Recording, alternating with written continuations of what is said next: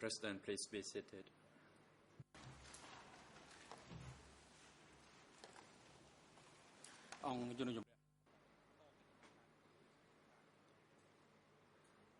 The court is back in session. And before we proceed with hearing testimony of a civil party as scheduled, the Chamber will present a rescheduling of the Tribunal Dam work sites regarding the request for disclosures by the co-prosecutor. In fact, today the trial chamber is scheduled to start hearing evidence on the Tribunal Dam work site, and we are scheduled to hear evidence from a civil party, that is to TCCP 220. However, on Friday, 24 July 2015, the International Co-Prosecutor filed a notification disclosing documents that he had identified as relevant to the Tribunal Dam work site. Having considered the oral submissions of the parties made this morning as to the impact of this disclosure, the trial chamber decides that it will proceed to hear through TCCP 220 today, to be followed by through TCW 858. In keeping with the trial chamber's prior practice, the materials disclosed by the International Co-Prosecutor are not yet admitted into evidence in case 002. This would require an application which satisfies the requirements of Internal Rule 87. No such application has been made, and at this point in time, the trial chamber only takes note of the disclosure, which makes the concerned documents available to all the parties. As for the impact of the disclosure on scheduling, through TCCP 220 is here at ECCC, having traveled a considerable distance.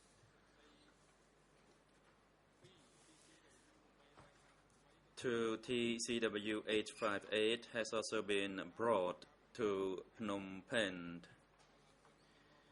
To reschedule the evidence would cause significant practical difficulties. If a reasoned application is made in the future which demonstrates that the parties were prejudiced by the International Co-Prosecutor's disclosure, persons can be recalled for further questioning.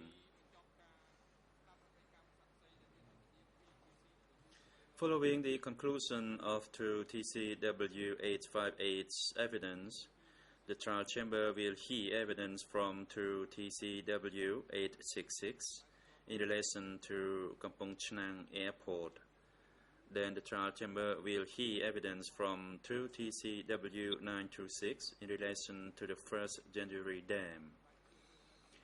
These were persons previously selected by the trial chamber, but who were unavailable to testify when scheduled earlier in the year. Their evidence is not affected by the latest disclosure. As for scheduling next week, the trial chamber rules that the parties must be given an adequate opportunity to review the disclosed materials before continuing further with Tribunal Dam witnesses. For that reason, and considering the fact that this is the latest of numerous disclosures, and that the parties have been heavily engaged in appeal proceedings at the beginning of this month, the trial chamber will make adjustments to next week's schedule. The trial chamber has also taken into consideration the fact that the two judges will be unavailable in the coming week. Therefore, following the conclusion of through TCW 926 evidence, the trial chamber will not sit next week. That concludes the trial chamber's ruling. Court officer, please usher civil party through TCCP through 20 into the courtroom.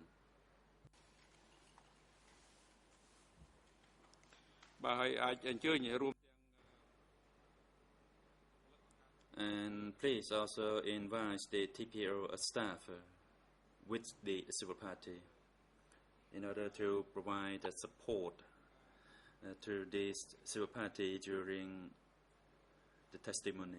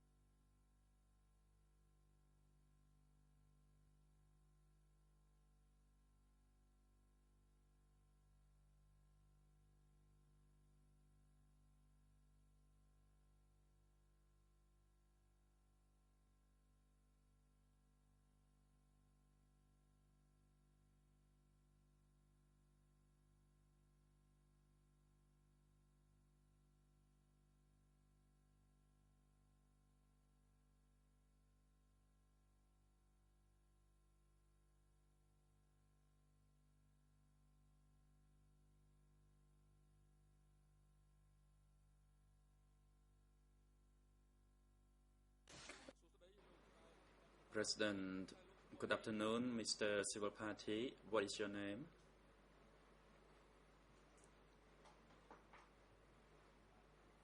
Civil Party, my name is San Supon. President, and thank you, Mr. San Supon. When were you born? Answer. I was born on 3rd May 1960. President, thank you. And where were you born? Answer. I was born in Otu village, Kampong Prieng commune, Sangkai district, Battambang province. Question. And where is your current address? Answer. I live in Psa Kandal village, Poi Pat commune, Poi Pat district, Bontier Minche province. Question. What is your current occupation? Answer. I am a laborer.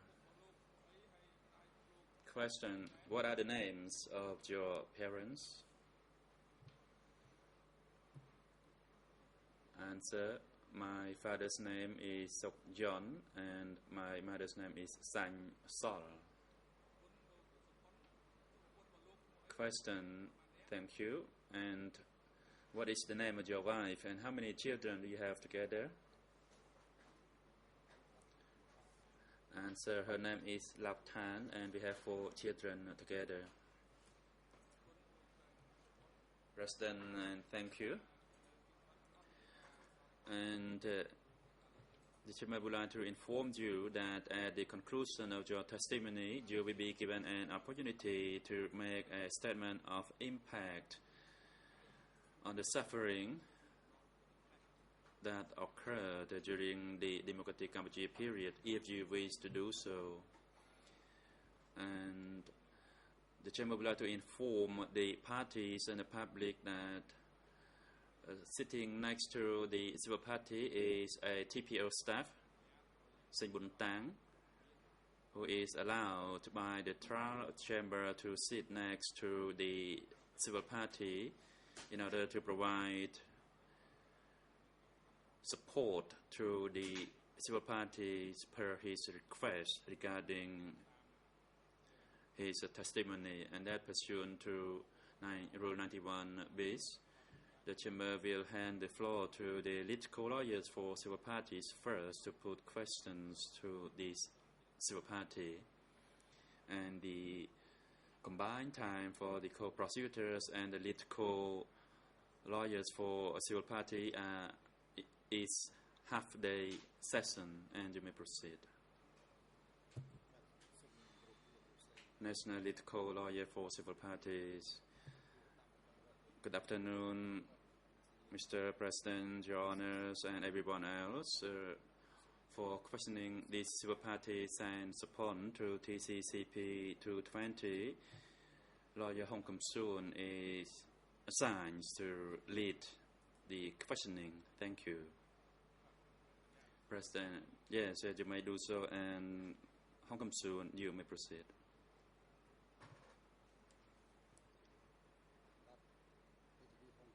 Hong Kum Soon. Good afternoon, Mr. President, Your Honors.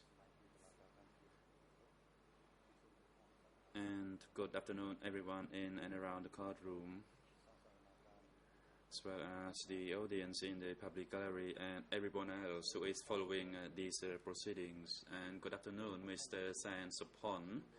My name is Hong Kum Soon, and I'd like to put some questions to you regarding your personal experience from 17 April 1975 to 6 January 1979.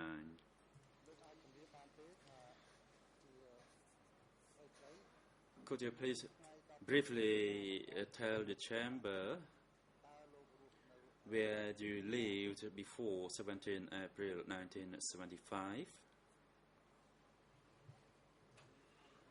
Answer. Before April 1975, I lived in Phnom Penh in lot number 3 in Odyssey Quarter.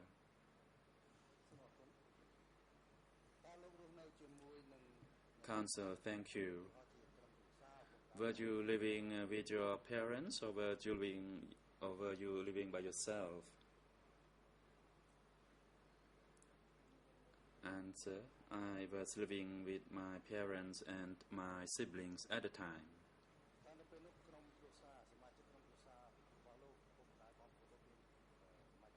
Question. How many persons in your household at the time? Answer. There were 6 of us. Question. Please describe.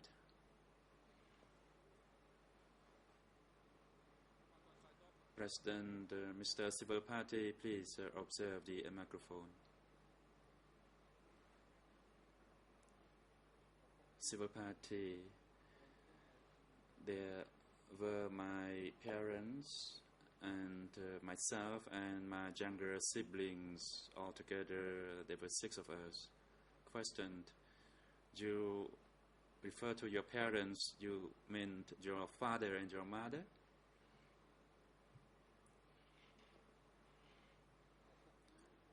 Answer.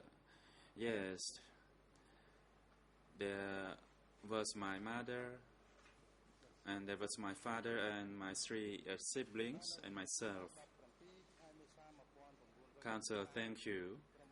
And on the 17th April 1975, namely your family members, your parents, your siblings, were you still living in the same house, or were you living elsewhere?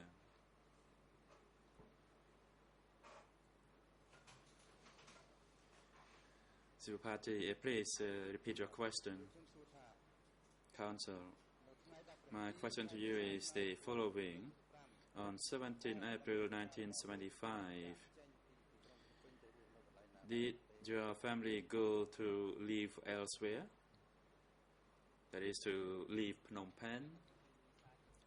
Answer. On 17 April 1975, the Khmer Rouge attacked and took control of Phnom Penh. We were told by Khmer Rouge soldiers to leave Phnom Penh, and that we had to clear the city in 3 days' time. And in fact, only on the 18th April 1975, we left the city. Question. Your answer is rather unclear. You said the Khmer Rouge entered Phnom Penh on the 17th. And my question to you is the following. Did you go anywhere on the 17th? And if not, on which day that you left the city? Answer. I left on the 16th of April.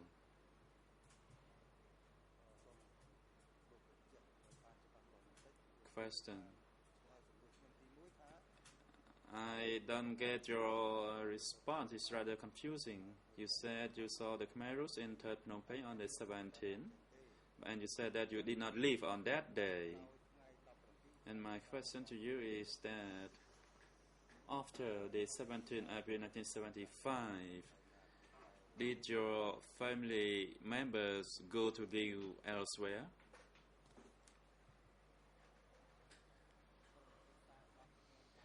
Answer.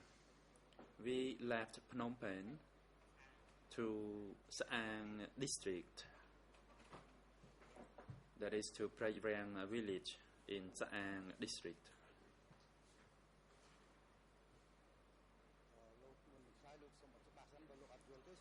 Question. Please, if you do not understand my question, ask me to rephrase it before you respond. Now I asked you again about your journey to another location from Phnom Penh, and I want to know the exact date, since your response so far is rather confusing. As you said that you left on the 16th, but the 16th means it's before the 17th April. Please try to recall it clearly as to which day you actually left Phnom Penh.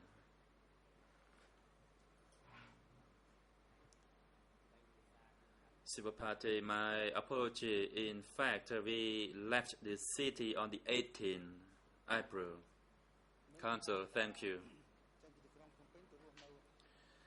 So you left Phnom Penh to Saang district in Kanal province, and can you recall as to which month you arrived in Saang district, Kandal province?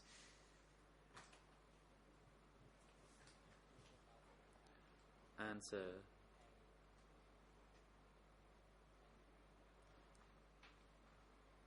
I arrived in Saang in March. My apology was in May.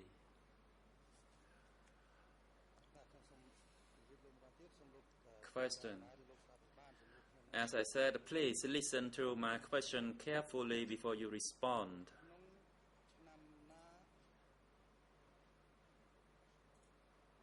Now I move on to my next question. And I'd like to refer to your civil party application form. That is document E3/4821. It exists in the Khmer language and the English language. And I'd like to refer to your evacuation in 1976.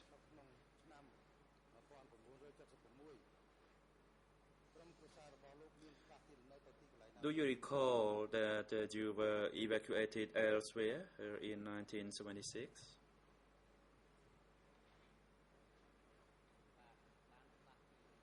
Answer. We were evacuated from Prajrang village to Battambang province.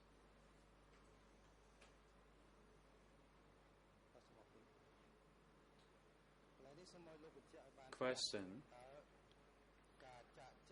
Can you elaborate a little bit further? That is, for the time period when you were transferred from Prajrang village to Battambang province, and whose instruction were you sent to Battambang province? And the village chief made an announcement that we should leave to Sang Pretot in order to be with other families, and that we will be subsequently sent to return to Phnom Penh. Question: did you then go by yourself, or you went with your family members? Answer: all family members went together, and there were also other 17 April people who were with us. Question: can you please tell the chamber when you were evacuated from your last residence to Battambang province as to which village or commune you were sent to Battambang? Answer: we were sent to Batrang village, Pranit Preh district.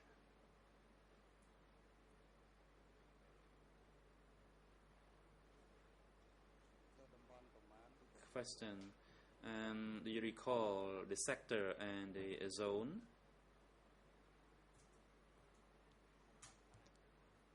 Answer: it was in sector 5. Question: did you know what the name of the province or zone was at the time? Answer: I do not know where it was because I had to travel a long way by a vehicle. Question: I would like to know about your journey from Prayang to Pranit Preh. How did you go to Pranit Preh? Did you go by boat? Did you go on foot? What was the mean of transportation? Answer: after we left Prayang village, we passed an open field for 3 kilometers, and after that we arrived in Sang Pretot. Council, could you please go on and elaborate the facts? Answer: when we arrived in Sang Pretot, there were 20 vehicles. All people were called to board the vehicles, and after everyone boarded the vehicles left the area.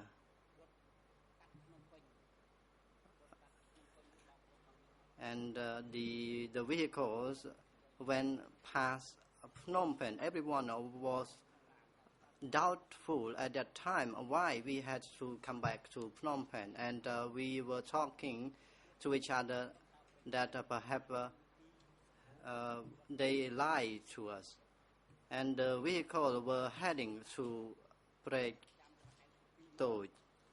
And at that time, my vehicle was first in the convoy, and the vehicle stopped for a while to wait for other vehicles to arrive. I witnessed the incident at that time. I saw no one in the city. There were only rubbish in the city.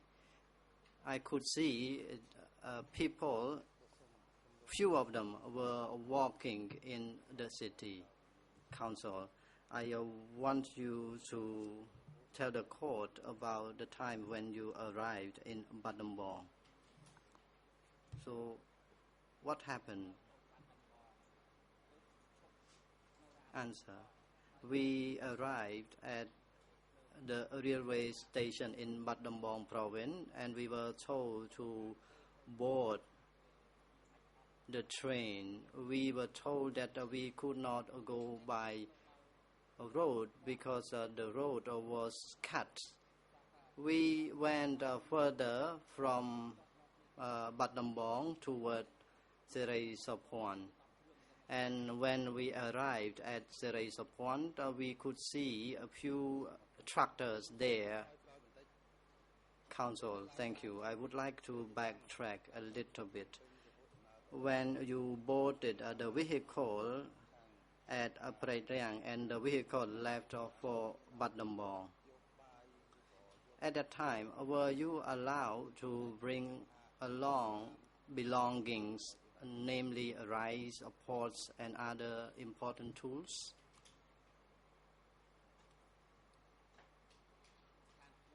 Answer.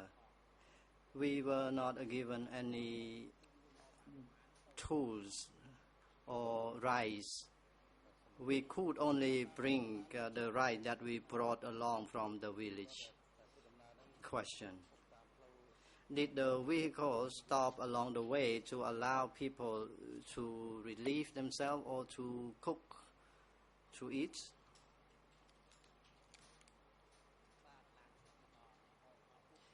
Answer. When the vehicle passed Kampong Chnang, they stopped for a short period of time, and after that the vehicle went on until we arrived in Battambang province.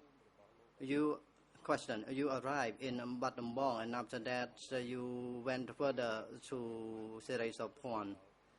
How long did it take to arrive in Serai Sapwan? Answer.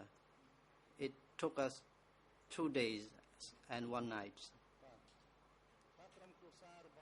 Question.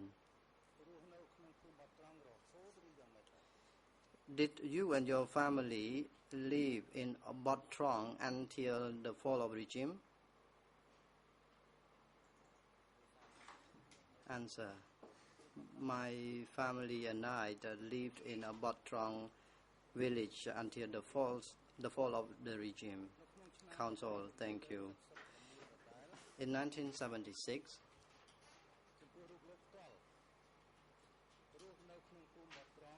you stated you live in Batrong village, Pranet Phra district, Battambang province.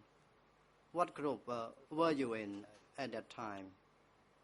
And where did you work? Answer. The village chief told me to be in the middle age group doing the rice farming.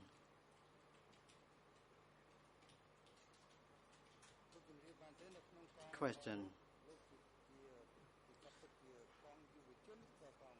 Concerning your group, what group was it?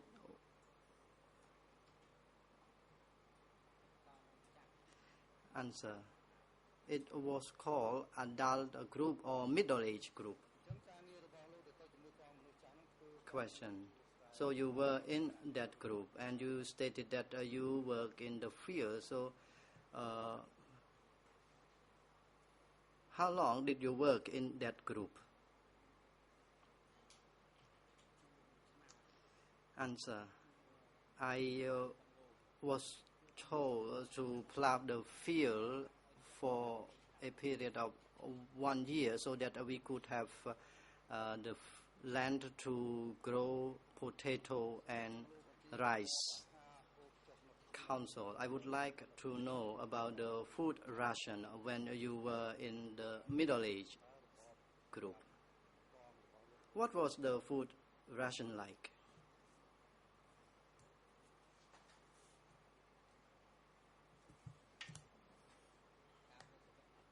Answer. The food was not enough for everyone.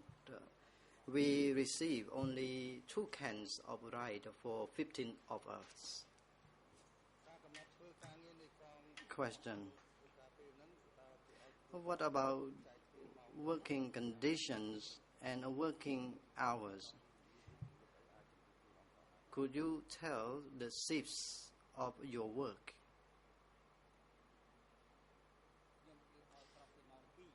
Answer. Everyone had to wake up at 2 a.m. in the morning so that we could take cattle to the field. And we worked in the field in the very early morning, and we had to work until 11:30, after which we could have time to have lunch. Question. You stated you work in the middle-age group or adult group.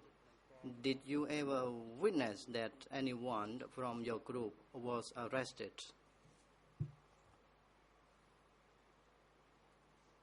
Answer. No, I never witnessed it. Counsel. Thank you. I would like to move on to the period of 1977.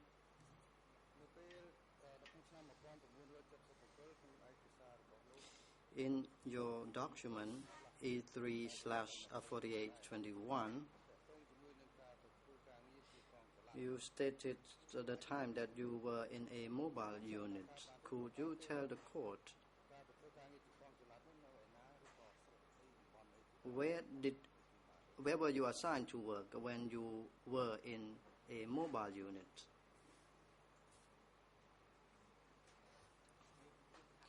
Answer. The cooperative chief told us and gathered us to form a group so that we could go and build Tropang Thmo reservoir. Council. Could you tell the court when was your group sent to construct Tropang Thmo reservoir?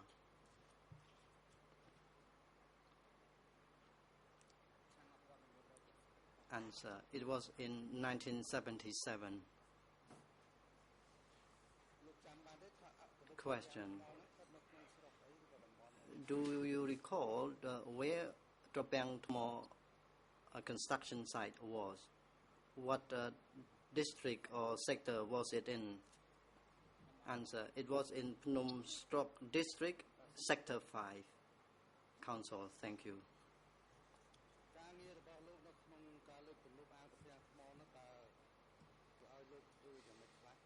What was the assignment like, and what were the working conditions at the time?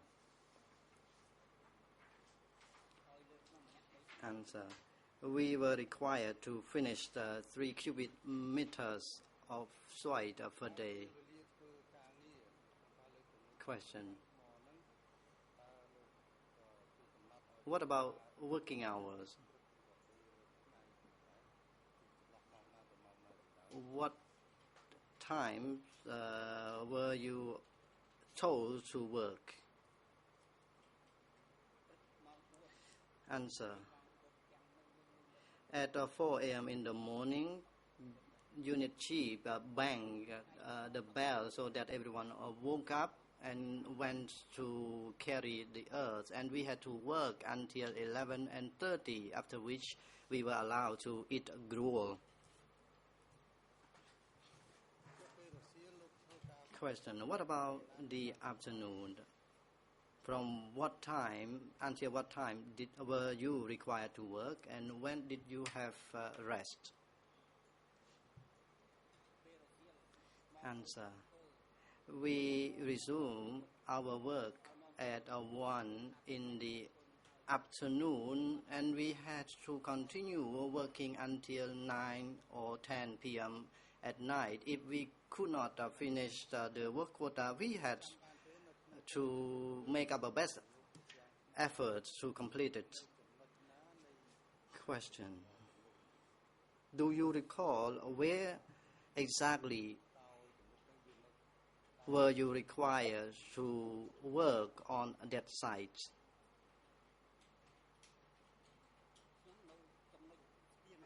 Answer. I was instructed to work at Spien Riep. Council. Thank you. I would like to move back a little bit. You stated that the work quota was 3 cubic meters per worker per day. So I would like to know, was the work quota the same for everyone? Answer. The work quota was different from one another.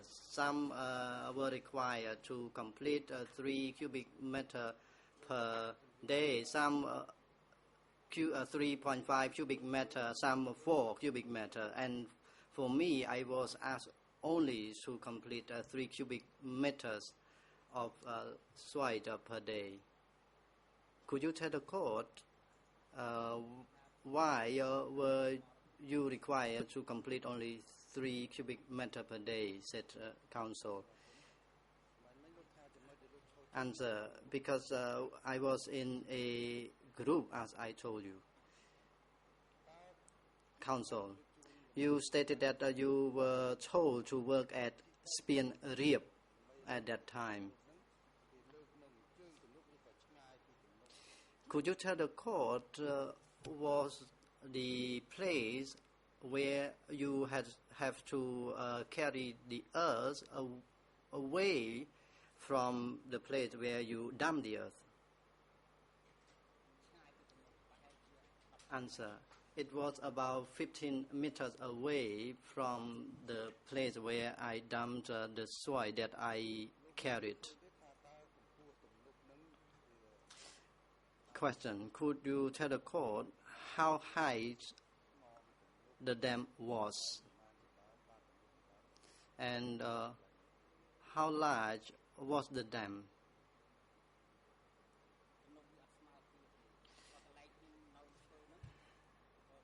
Answer, the dam itself was different inside, and the place where I work, the crest was about 30 meters, and the base of the dam was about 50 meters. Counsel, I would like to know whether there were female workers in your group or unit. Answer, there were many of them. I could see many female workers everywhere at the base of the dam and at other work sites. Question, I would like to ask you about the sleeping quarters. Were houses built or were proper shelters built for all workers in mobile units? Answer, a long hall was built, and the hall was not tall. It was high enough for us to go in and sleep.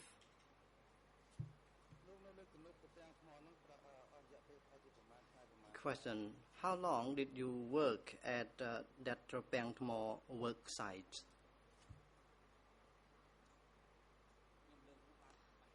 Answer, I had to carry earth at that work site for a period of 2 months. I was the last one to join the group, and after 2 months I was asked to go to work at another site. Question,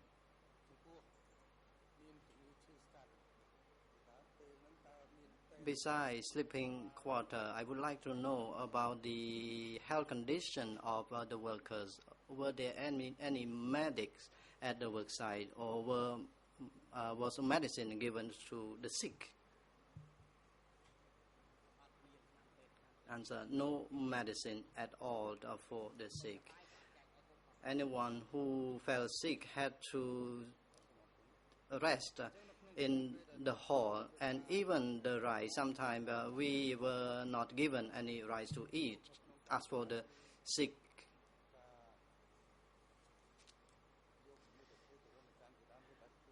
question, what about the torture and arrest? Have you ever heard or known that people were arrested and tortured?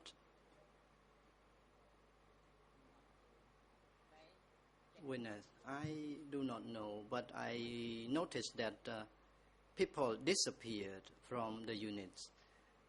I noticed that members of my unit disappeared one after another from times to times. Question, what about clothes and drinking water? Was there enough water to drink, or was there enough clothes for you to wear?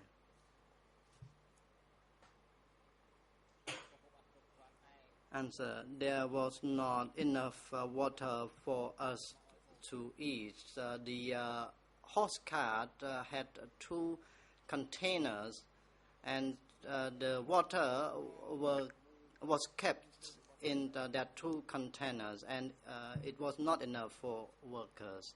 Question, do you recall the name of the leader who was in charge of that Tropang Tmo work site? Answer, yes, I could recall the name. His name was Taval. Question, was Taval the one who was in charge of your only unit, or he was in charge of other units as well?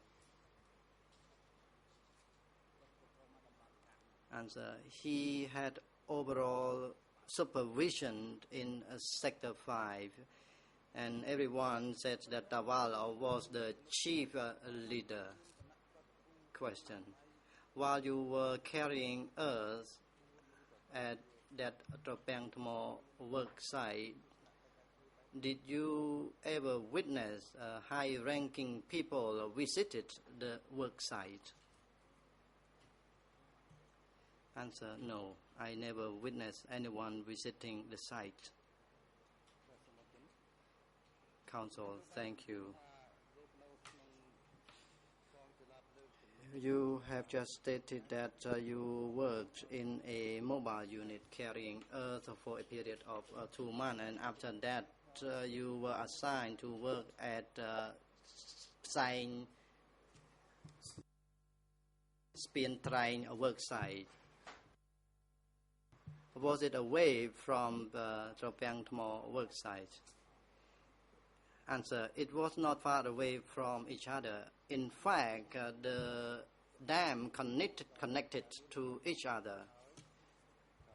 Counsel, you have answered about working condition and food ration already. I would like to move on and would like to know about the time that you were working at Spien Tabay. Were you allowed to take a rest while you were working at that place? Spien Strain. Answer, no resting time for all workers. No holiday even during the time that we deserve to have. Counsel, while you were working at the 2 work sites,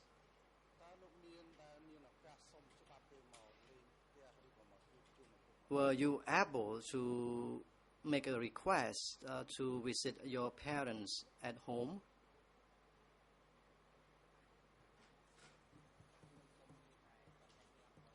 Answer, I had made a request to visit my parents, but the request was rejected. I was not allowed to visit my parents.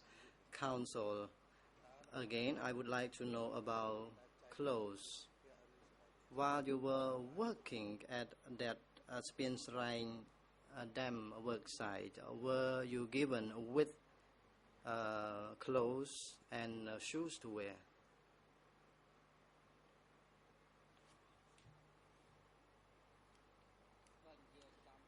Answer, Frankly speaking, only one set of clothes was given to each worker in addition to one scarf or kroma. Council, I would like to move to the period of 1978.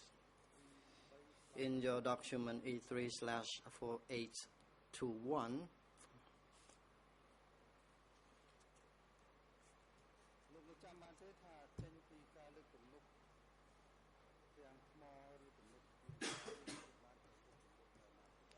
do you recall where were you assigned to work after you left Tropiang Tmo or Spien Srain work sites?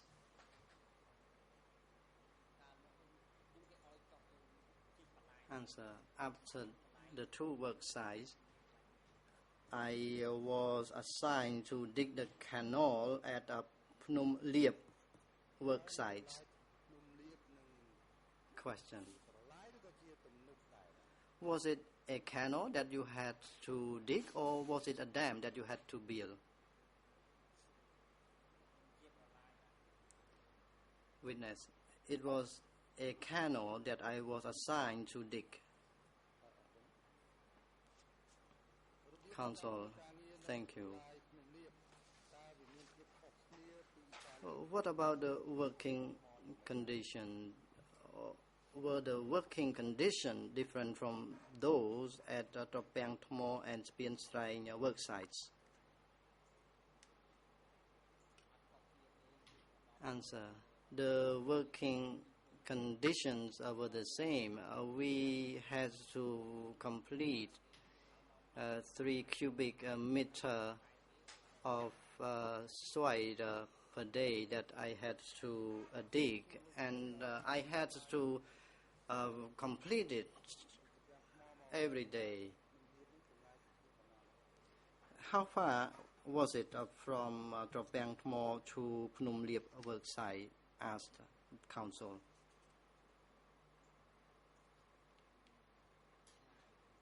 Answer. It was in a long distance from Tropiang Tmo to Phnom Liep. I could not tell you exactly how long was it. How long it was. Council, thank you. Could you tell the President and the Chamber what happened to you while you were building Phnom Liep Dam, said the Council.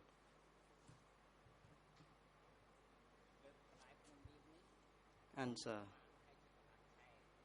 As I said, I was assigned to dig the canal at the Phnom Liep work site, and after 15 days, I noticed there was a woman. At that time, it was 10 p.m.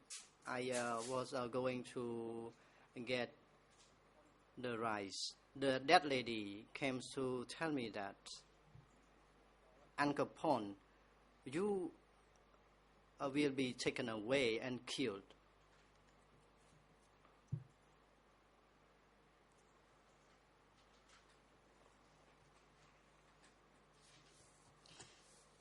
I was horrified at that time.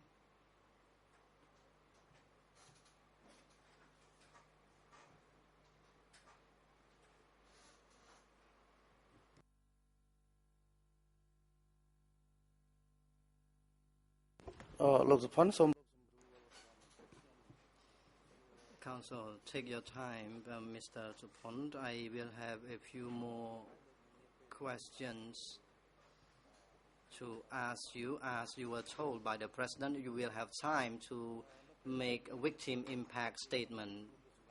Lastly, could you tell the court what happened after you were told that you would be taken away and killed?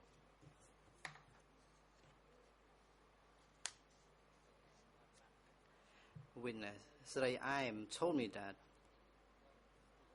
Angkor, you will be taken away and killed. Unit chief were told about that, and the message was relayed to the militiaman. At that time, I was running away and was trying to find a way to escape with the containers to keep a rise. I was making my efforts to make an escape. I did not know where I was heading at that time. Counsel, where was you thinking at the time, and where were you heading to?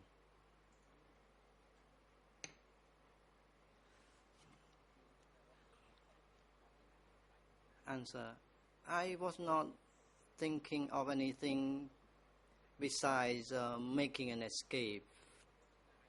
I was doing my utmost to make an escape. Counsel, where did you go and where did you arrive?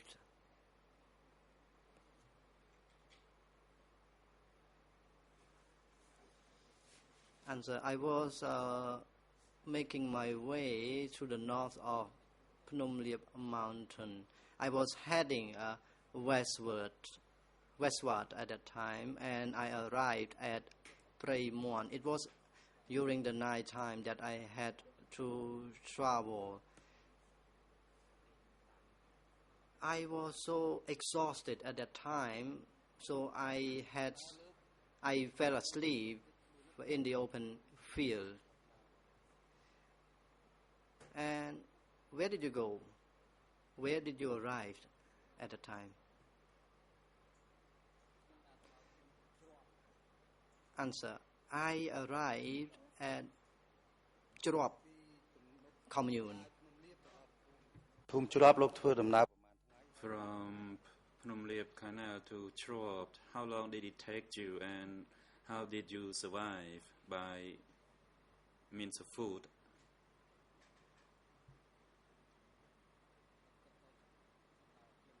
Answer, it took me more than a week to be on food, and I did not have any rice to eat.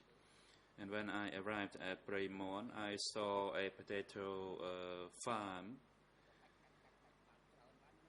So I actually took some potato, and I also saw a well there. They left some potato on the farm. So I actually cooked those potatoes, and I kept it with me, and I continued my journey until I reached Chup village. Question, thank you. So you said you reached Churop village. Did you stay there, or did you continue with your journey?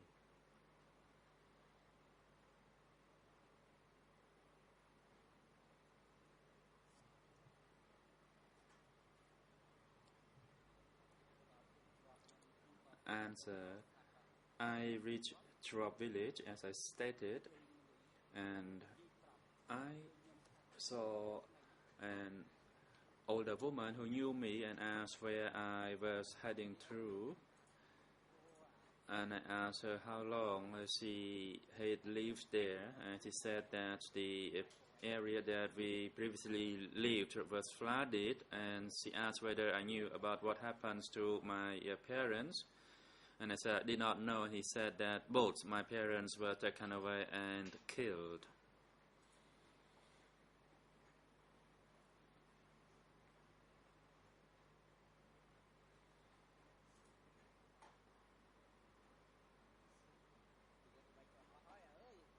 That's what she told me.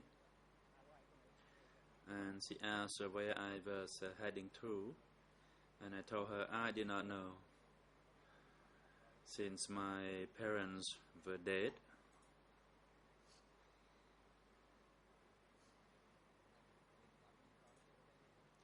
And I told her that I did not know which unit I would go to, and I did not have anything to eat. She said since your parents and your younger siblings had all been killed and you had nowhere else to go, then I could stay with her.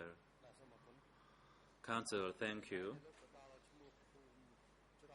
And the village that you arrived, that is at Chirop,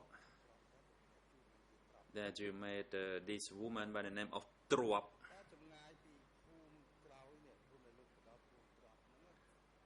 How far was it from that village to the Tribunal Dam work site, if you can recall?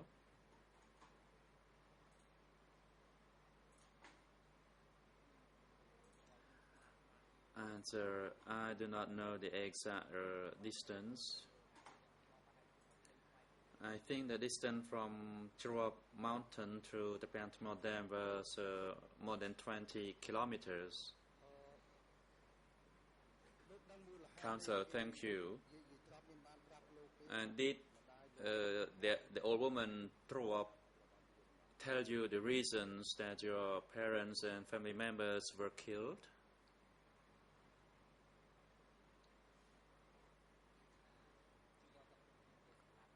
Answer, in fact, it was my father who was taken first to be killed since he was a former soldier. But then my mother said if my father was going to be killed and there was no point of living, then we would go with my father.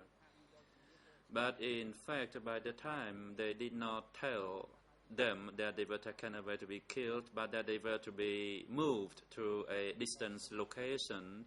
However, they were all killed. Counsel, thank you. Question. Were you being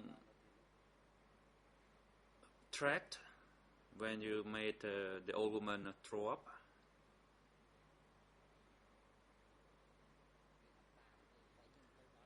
Answer, no, they did not send anyone to track me down. And the old woman throw up told me that I could stay with her as just to be treated as her son, and that I could be included into a unit as she herself was in a widows unit, and there were more than 70 widows in the unit. She told her unit chief, and she actually convinced her to have me included in the unit. And I was in the unit for only 3 days, and I did not even know members of the unit, as we almost had nothing to eat. It was a very watery gruel with only a few pieces of rice in it. I became so fatigued. I was so skinny, and the knees were as big as my head.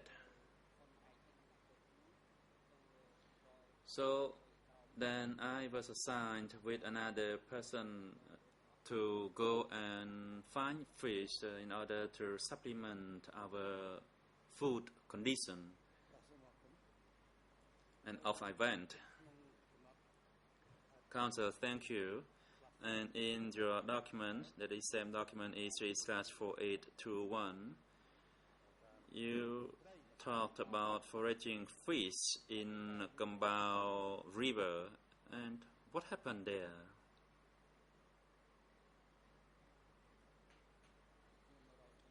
Answer, I was using a net to catch fish in the river there. I was with another person, and we were on a small boat.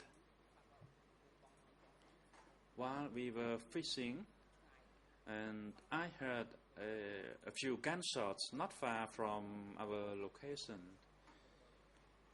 So then we jumped into the river, and in fact a person was shot dead while he was jumping into the river, and 3 or 4 days later the body floated surfaced.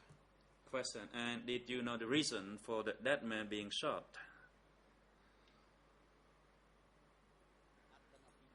Answer, no, I don't know the reason for him being shot, as I was at a distance from where he was shot dead. Question, while you were working at the Tribunal Dam work site and also while you worked at a canal in Phnom Penh,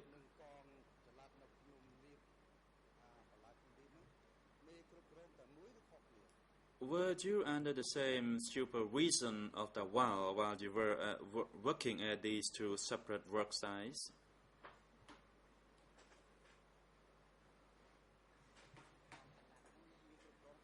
And the while controlled the two mobile units. However, workforce was assigned separately. For instance, a workforce or group of workforce was assigned to go to one work site, while another was assigned to a separate work site.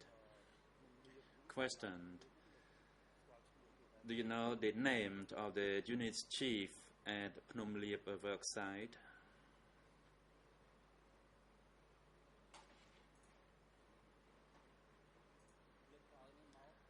Answer, by the later time, the Southwest group actually arrived, and by that time, Tawal name was no longer spoke of, and I heard of another name of a woman by the name of Chaim, Ye Chaim. Question, did you see this person, Ye Chaim, in person?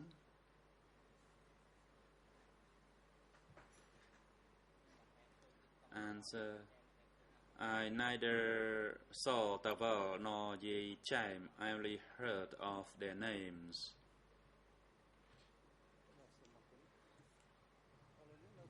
Question,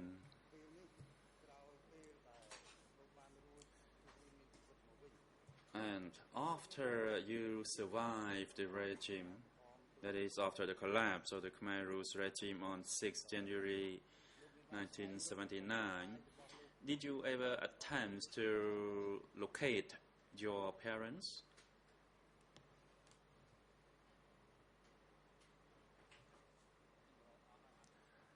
Answer, I tried every means of finding them. I went to Siem Reap, I went to Battambang, to their native place of birth, but I could not find them, and I knew that they were dead. Question,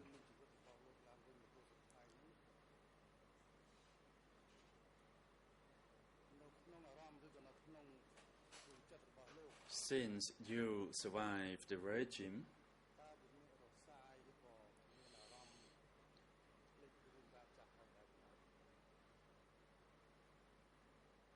do all those events that happened during the Khmer Rouge regime still lived on in your memory, or they simply disappeared? Answer, the events and experience are with me always. Every time it comes to my mind, I just barely can afford myself not to weep. Question, before the trial chamber of the ECCC, you're entitled to request for reparation, and what kind of reparation that you wish to seek?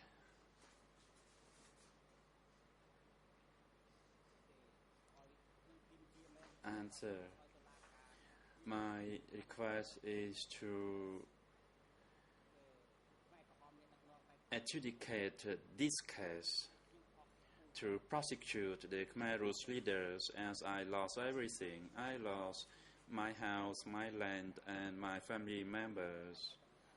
And that's all I want from this court. Question, and do you have any questions that you would like to ask the accused However, you cannot put any direct question to the accused. You have to make a request through the president of the chamber.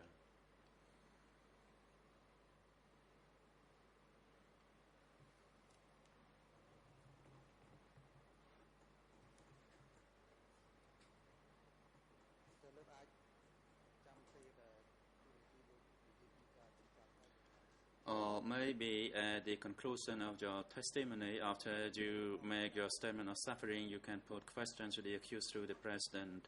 And that's all the questions that I have for you, Mr. Sansapon. And thank you, Mr. President. President, thank you. The chamber now gives the floor to the co-prosecutors to put questions to this civil party, and you may proceed.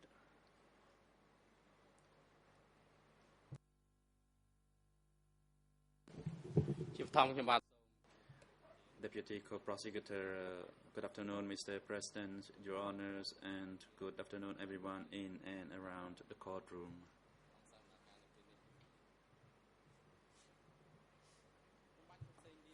My name is Seng Liang. I am a National Deputy Co-Prosecutor, and I have some questions to put to the witness.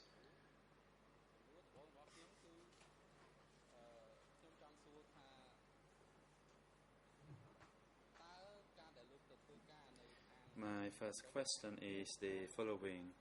When you went to work at the Department work site, did you volunteer?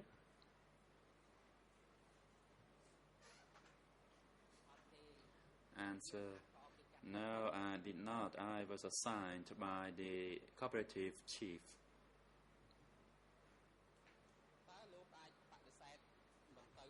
Question, could you refuse to go?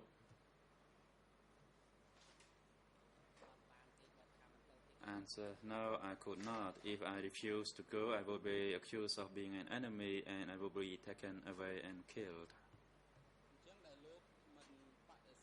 Question, so you said you did not refuse. Did you not want to refuse, or did you dare not to refuse? Answer, the fact is I was afraid to die.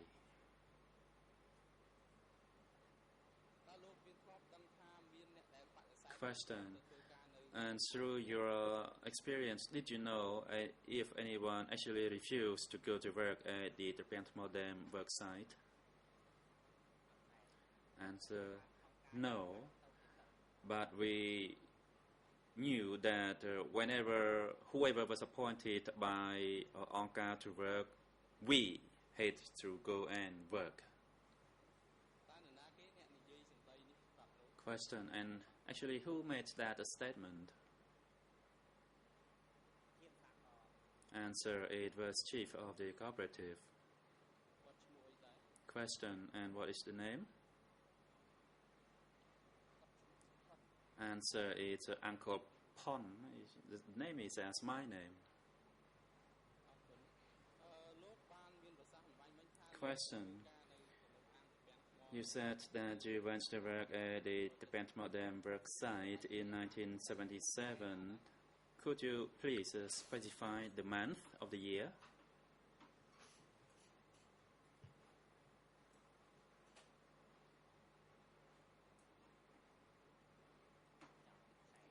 Answer, I cannot recall the month.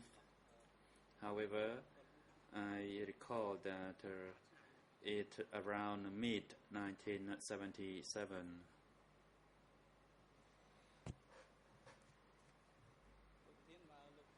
Question, Mr. President, with your permission, I'd like to read an extract of the civil party application in order to refresh this civil party recollection.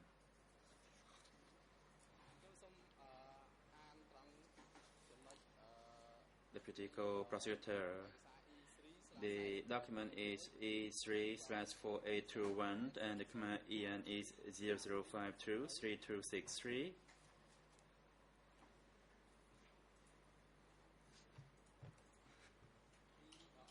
And the English EN is 00916890. And the French EN is 00909833. In your civil party application, you said that in May 1977, the chief of the cooperative Pond assigns me to work in a mobile unit at the Prenit Press together with Urund, and there were 10 of us all together. Free translation. And Mr. Civil Party, does that refresh your memory?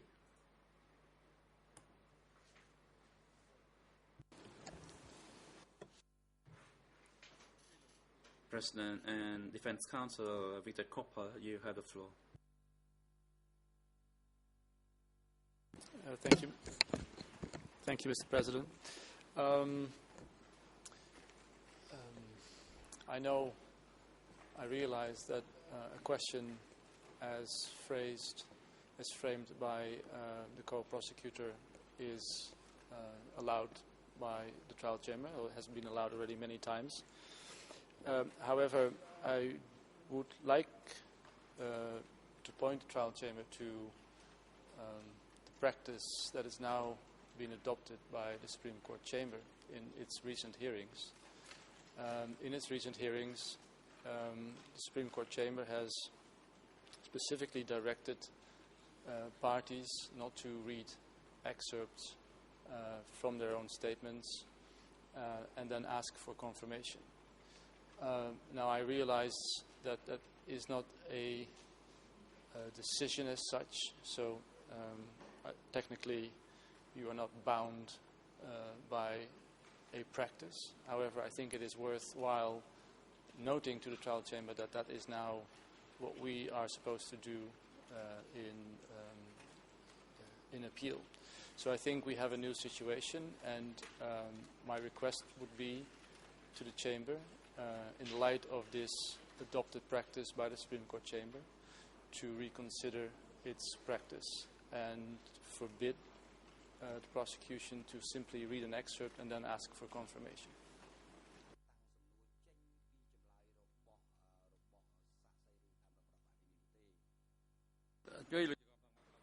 President Judge Lavage, you have the floor.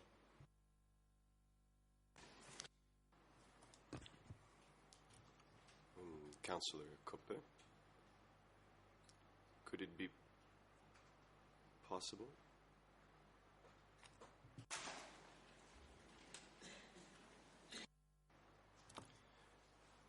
Mr. Koppe, so that the chamber may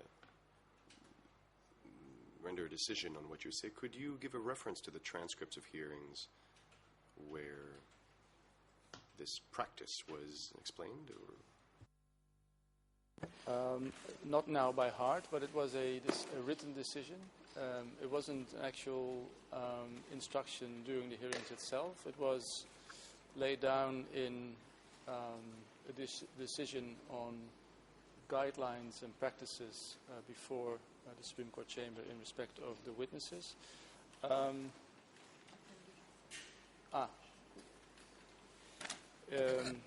It's F26.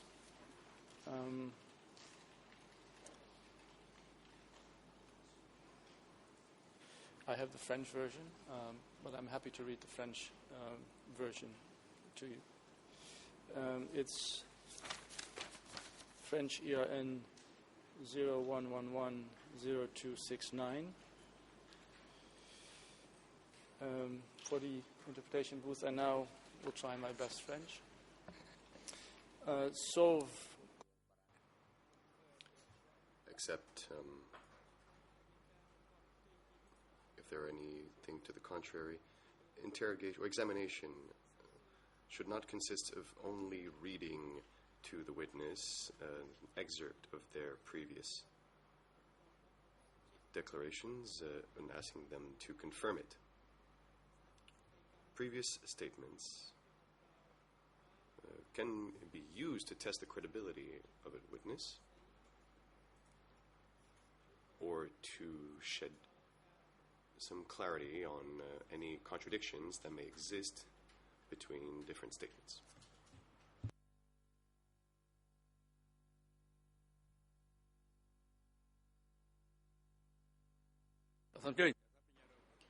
President, the International Deputy Co-Prosecutor, you may proceed. Thank you, Mr. President. Just a couple of brief observations.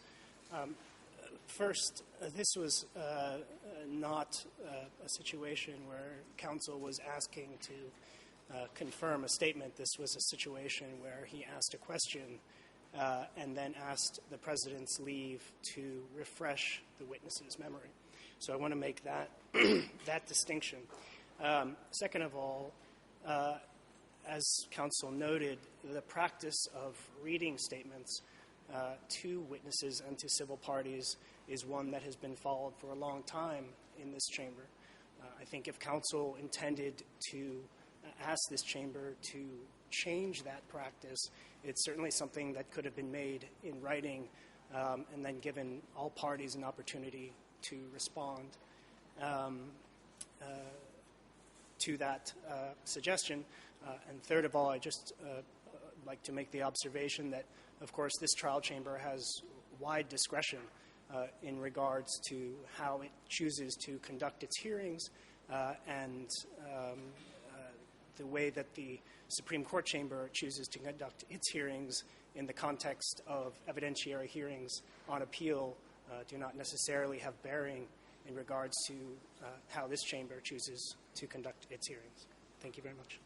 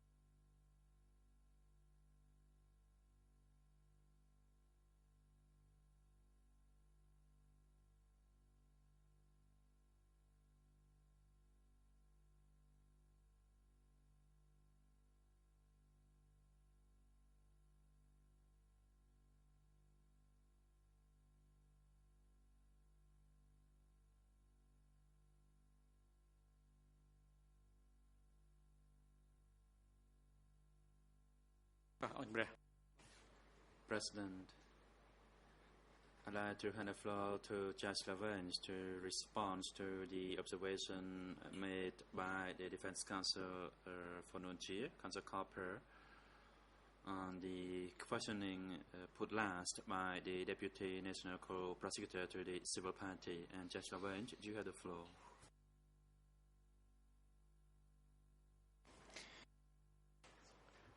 Thank you, President.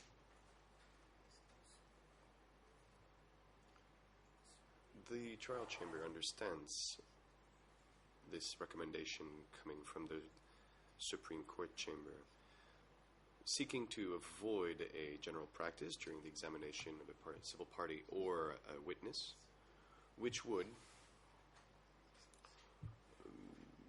simply merely reading out passages repeatedly of statements by this person.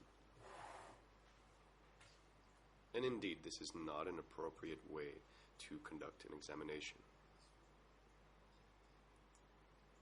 However, for limited reasons, such as refreshing a civil party or witness's memory, or to test their credibility, it is possible a party may refer to previous passages of statements. But it must be explained clearly.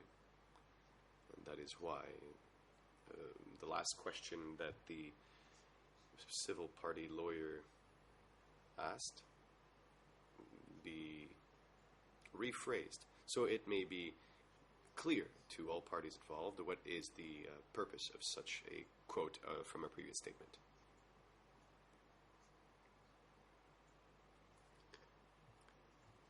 It must be made clear to everyone that the objective, the purpose here is asking the civil party if he remembers having said what is stated and if it does indeed correspond to what he remembers. And so this could be the practice henceforth with the trial chamber. Thank you.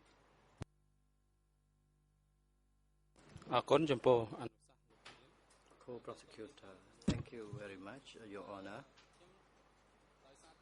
I would like to rephrase my question. Civil party stated that he worked at the Bangmore worksite in 1977, but not the year.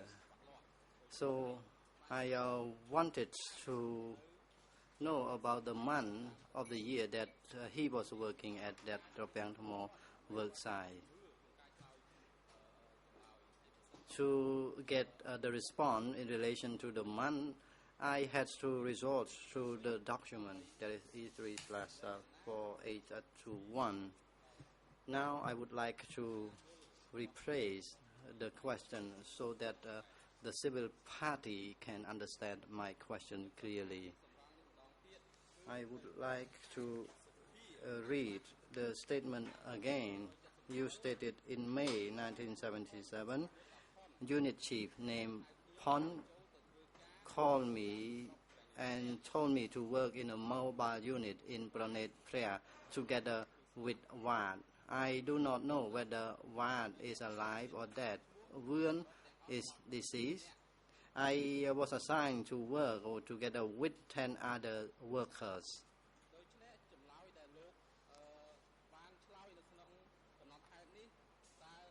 Please translation. Do you stand by your statement?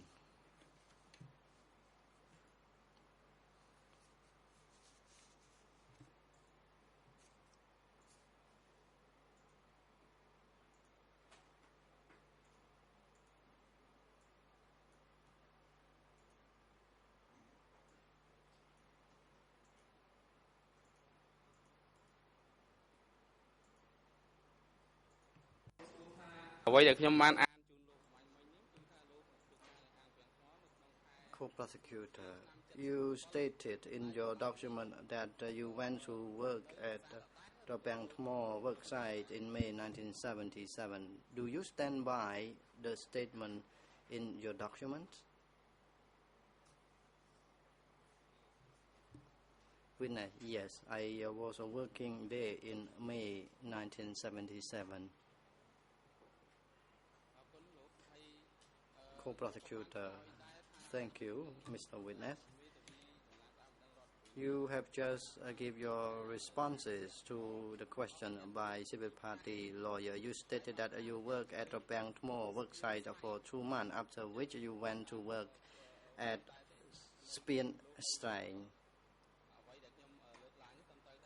Is it correct what I have just read to you? Answer, yes, it is correct. Question, after you arrived at the Bangtmo worksite in May 1977, was the dam completed already? Answer, the construction of the dam was about to finish.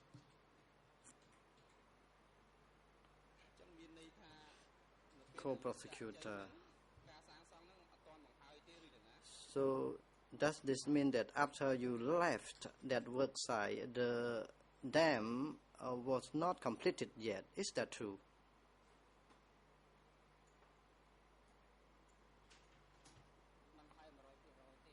Answer, it was not 100% completed when I left.